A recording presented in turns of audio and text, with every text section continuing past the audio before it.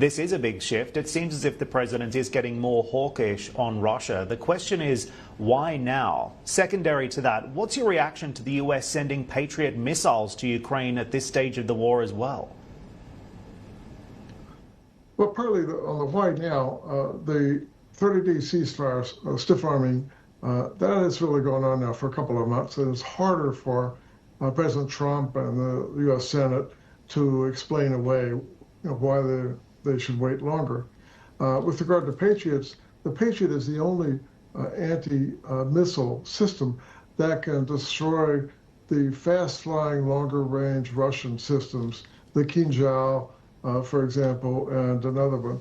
So that's particularly important to protect certainly high-value targets such as the leadership in Kiev.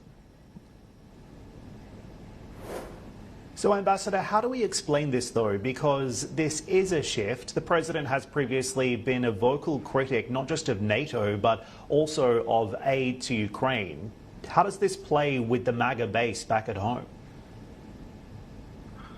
Well, there are people who are more restrainers, if you will, believe that the U.S. should not be so involved. In a way, it's something like the situation that Franklin Roosevelt faced before Pearl Harbor, when there were a lot of isolationists in the U.S., and yet Roosevelt felt that we needed to become more active to protect our long-term security. President Trump now is moving in that direction, and it looks like the U.S. Now is not only selling arms, but probably going to get more active in some other ways. For example, for this war to end, Ukraine needs more military capability than it has now to pressure Russia. There are some long-range missiles, such as the Tomahawk, the U.S. could provide. It's unclear where these things are going to go, but Ukraine probably needs more military muscle. Ambassador, if that's the case, how quickly do you expect these Patriot systems to be deployed and operational on the ground in Ukraine? And what impact, if at all, will they actually have on the trajectory of this war? You and I have been speaking for the last 3 years on this issue, and in fact, we're on air together on the day that the war broke out. So it seems as if we've both seen this movie before. Yes, we have. That's right. The Patriots are important not so much to support military operations, but to protect high-value civilian targets against those fast-flying Russian missiles.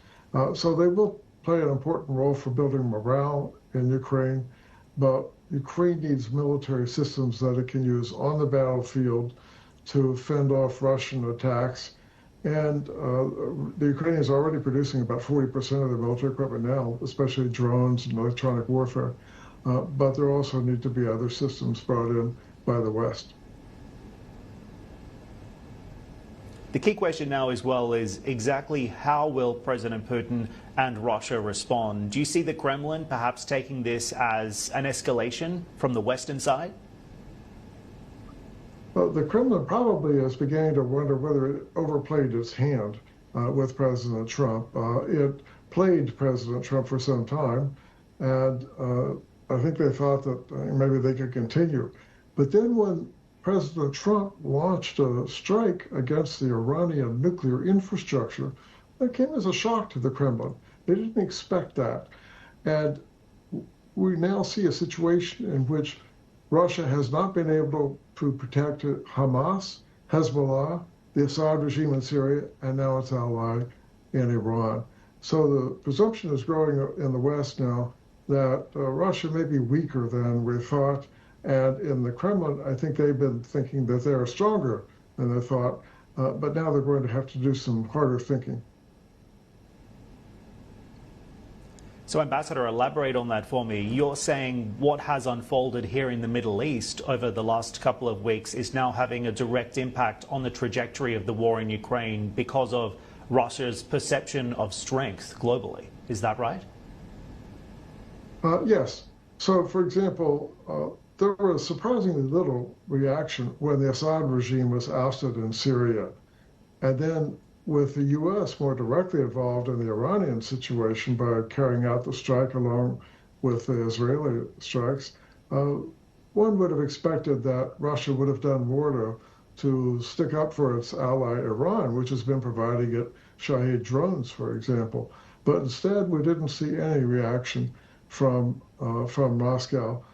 So there's some question now the extent to which Moscow has strength, overall political and military strength, or whether it's so committed in Ukraine that it's not able to do much elsewhere. That seems to be the prevailing view. Ambassador, also interesting to see President Trump threatening secondary sanctions on Russia and targeting the buyers of Russian crude. This is number one, India, and number two, China. How do you see these secondary sanctions playing out? And is it realistic to expect that we will see sanctions actually being levied towards these big buyers of Russian crude? The allegation being that China and India are helping to fund Putin's war machine. Well, we may see secondary sanctions, but 100% is a lot. And we also have to consider India as a country with which the U.S. cooperates closely. India is part of a quad that the U.S. participates in the Indo-Pacific region. So slapping 100% tariffs on Indian exports to the United States, that's not so realistic. But there could well be levels of tariffs below that are more realistic, and that could give India and China some pause about continuing to buy so much oil from Russia. Is the oil price cap also on the agenda here? It appears to be on the agenda. I haven't seen announcements about that yet, but there is some frustration in the West that the oil price cap has been a little bit too high and needs to be lowered. How else can this administration ultimately push Russia to the negotiation table beyond these potential secondary sanctions on the buyers of Russian crude and, of course, applying more weapons to Ukraine? Is there anything else that President Trump can do to try and move the needle on this? Well, those are the main two things. And let's talk about negotiating table. Sometimes the Biden administration used to say all wars end in negotiation. That's not really true. It certainly didn't happen in World War II. It didn't happen when the Soviets pulled out of Afghanistan in 1989. They pulled out lock, stock, and barrel.